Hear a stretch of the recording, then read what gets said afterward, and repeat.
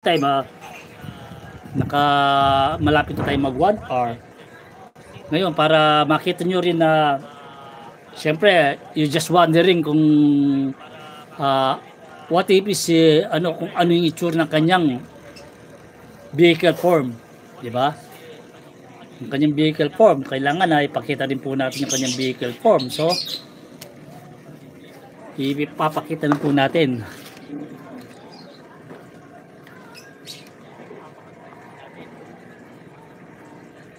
If you just wondering what is his vehicle form, Ratchet is a medic, a scientist, mechanics, and also a friend to Optimus Prime.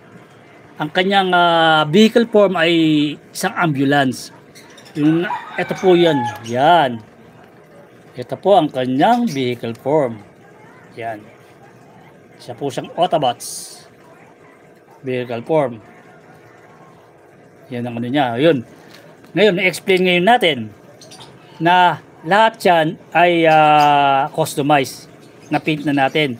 Kasi kung makikita nyo, if you see this, yan, itong likod na yan. Nakikita nyo yung back na yan. Ito yan sa likod niya. Ito.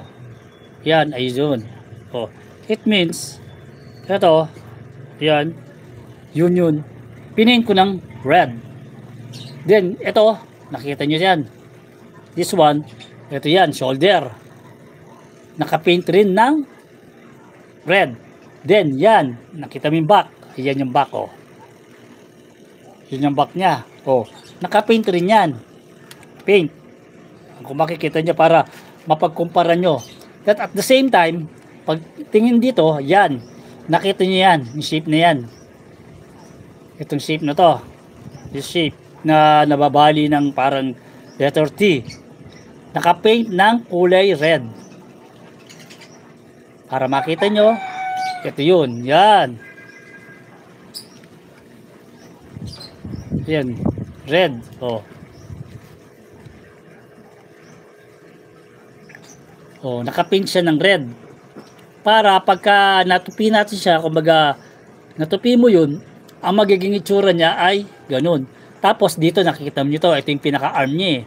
Kasi ito yung hands niya, di ba? Nakita mo yung hands. Tapos this is his arm. Oh, tingnan mo, wala siyang drawing na lifeline. Lifeline dito. Tapos ang lifeline nandito po kasi do sa kanyang robot form ay ang lifeline niya ay nandito. Pero kung titignan mo ang vehicle form niya pagdating po do sa actual, pagka sa series na pinanood mo, ang lifeline niya po niya nandito. Dito po yung guhit ng lifeline. Dito sa may tapat ng bintanang yan, nandito po yung ano. Kaya lang, hindi po natin pwedeng gawin yan.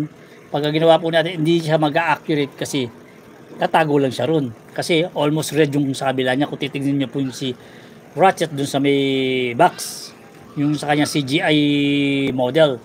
So, ganyan po ang ginawa natin.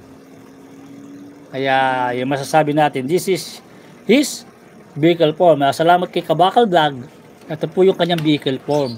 Na yung sinasabi ko na lucky po tayo kasi ang toys na po na to ay hard to find po to. Mahirap hanapin po itong Transformer Prime na Ratchet na to. Ngayon, isipin mo kung di tayo mapalad na ano. At saka yung rim pala, yan. Nakita yung rim. O, pinintura ko rin rim. Na meron po tayong spare. Meron po tayong vehicle form. Na which is very nice kasi nga palagi po natin sinasabi na ano, much better na meron tayong dalawang set of transformer to show it kasi meron tayong pang vehicle form at meron tayong pang robot form na pagka hinahanapan tayo kung ano po yung let's say na magiging looks niya once na in a vehicle form. So, meron tayong mapipresent. So, ganyan po yan. Kaya, thanks. Salamat sa mga, salamat sa mga nanonood sa atin kay Kabakal Vlog. Hi, nagbe-baby siya. Na nakikita niyo po, at the same time, nakikita niyo po kung ano yung kanyang vehicle form na meron siya.